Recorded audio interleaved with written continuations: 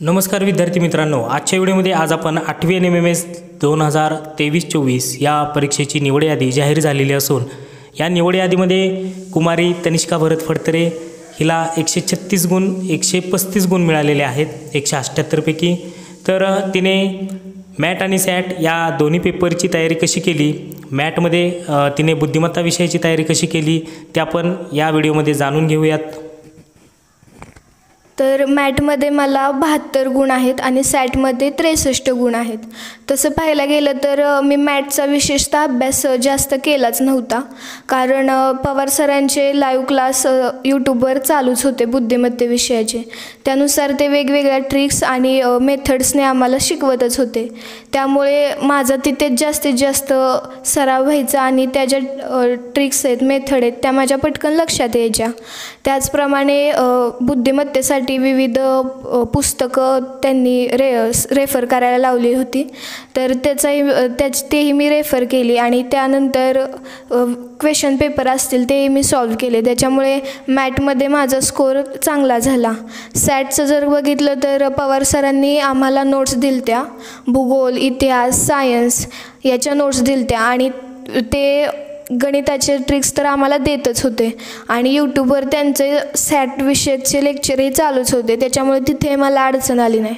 सॅटचा मुख्यतः म्हणजे वाचन हे करणं गरजेचं आहे, कारण वाचन केल्याने लक्षात राहतं आणि सरांनी नोट्स दिलत्या त्याच्यामुळे आम्हाला आमच्या नोट्स काढण्यापेक्षा जो वेळ होता तो आमचा वाचला, त्याच्यामुळे या यशामध्ये पवार सरांचा हातखंडाचा वाटा आहे। तर तिने सांगितलेलं आहे की मॅट आणि सॅट या दोन्ही पेपरची कशी तयारी करावी। आता विशेषतः बघितलं आपण बुद्धिमत्ता विषय हा असा आहे की त्याच्यामध्ये आपल्याला प्रत्येक प्रश्नाला तसेच क्लू लावावा लागतो, त्याचबरोबर एक जर क्लू नाही लागला तर आपल्याला तो प्रश्न सुटत नाही। तर बुद्धिमत्ता विषयाची तिने खास अशी तयारी कोणती केलेली होती ज्यातून तिला 90 पैकी 72 गुण मिळालेले आहेत। तर जाणून घेऊयात आपण बुद्धिमत्ता विषयाची तिने विशेष अशी म्हणजे कोणती तयारी केलेली होती, नियोजन कसं केलेलं होतं, कसा अभ्यास केलेला होता ते आपण जाणून घेऊयात।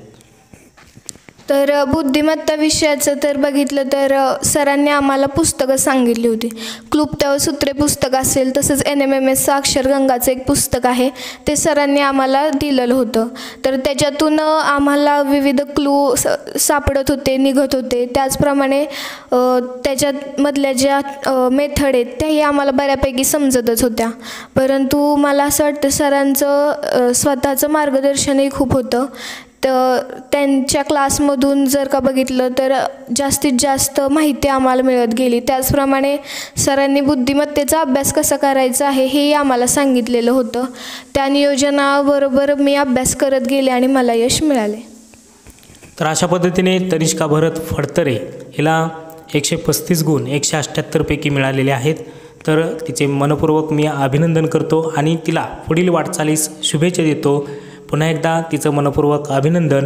आणि असंच आपण आता पुढील व्हिडिओमध्ये एका विद्यार्थिनीसोबत मुलाखत आपण घेणारच आहोत, तिने कसा अभ्यास केलेला होता आणि तिचे नियोजन कसे होते परीक्षेमध्ये। कारण यासारख्या परीक्षांमध्ये जर बघितलं तर प्रत्येक जिल्ह्याचं मेरिट हे प्रत्येक वेगवेगळ्या जिल्ह्याचं मेरिट हे वेगवेगळं असतं। जसं की आपण बघितलं सातारा असेल, कोल्हापूर असेल, अहमदनगर असेल, अहमदनगरचं सुद्धा मेरिट या ठिकाणी हाय लेवलचं असतं।